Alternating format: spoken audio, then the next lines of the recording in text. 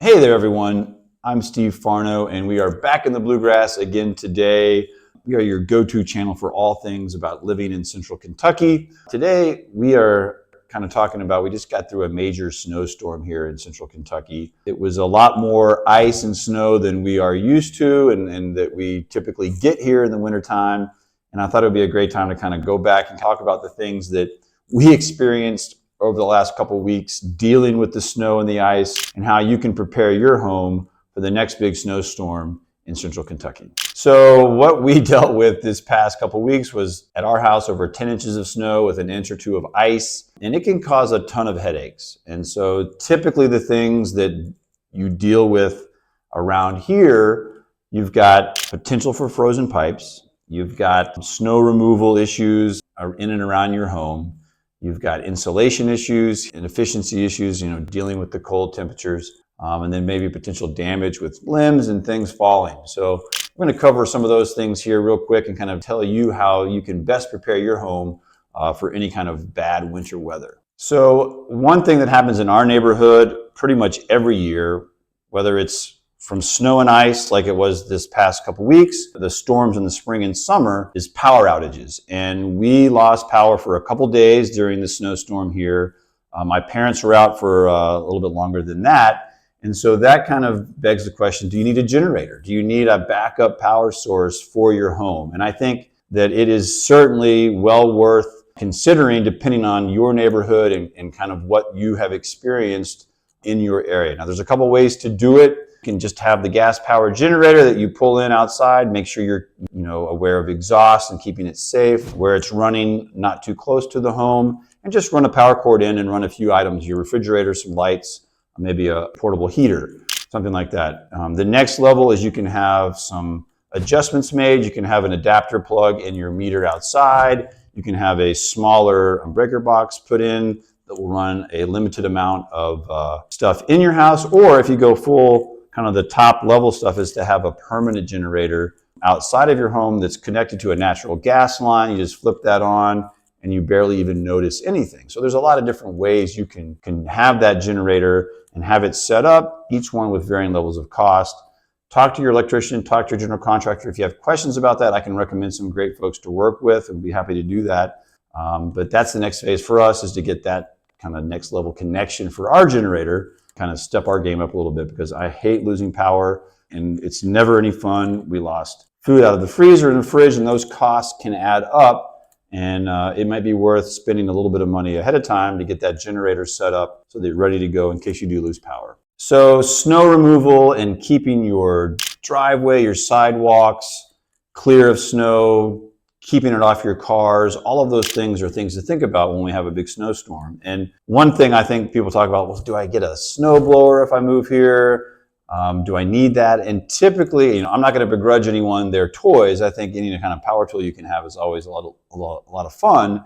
But really here, we don't get the snowfall volume on an annual basis that really warrants a snowblower. A shovel and some salt will probably take care of most of your needs most of the time. And a blower is probably a little bit over the top, but hey, you never know. When you do have those 10 or 15 inch snowfalls, you're going to be that guy out there going, yeah, that's right. So blowers can be fun, but typically just a shovel and some salt and you're good to go. I do recommend sometimes if you don't have access to a garage or a carport for your car, throw a tarp over the front windshield, rip it off when you're done, and that'll save you a lot of time of scraping and that kind of thing to get your car ready to go when it's time to drive again. But those are some of the key things I would recommend as far as just snow removal. I think salt is really nice around some of your doorways and entrances.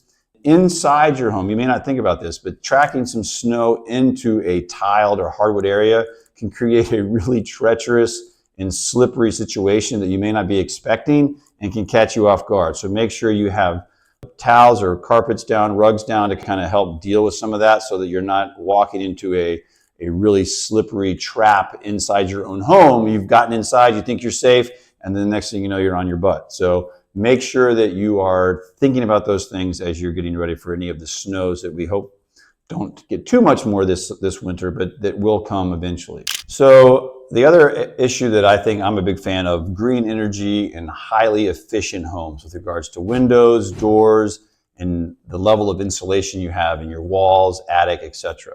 If you're a homeowner, it's worth looking into putting in and installing the most efficient windows and doors that you can. I think that there are potential for tax breaks and tax credits for those types of updates to your home, and the long-term savings in heating and cooling your home are well worth that initial price out of pocket. But on a cold night in Kentucky, especially if you happen to lose power or something else like that happens, you're going to really appreciate the time and energy and money you spent to upgrade your windows and doors and insulation to make sure your home is as tight and as efficient as possible. Highly recommend that. So typically, you don't necessarily ever really need to worry about your pipes freezing. If they are freezing, or if that's something that has happened, it's probably due to some sort of improper installation or some other mistake in the initial construction of the home. Typically, we don't get temperatures cold enough for long enough to make a pipe freeze here.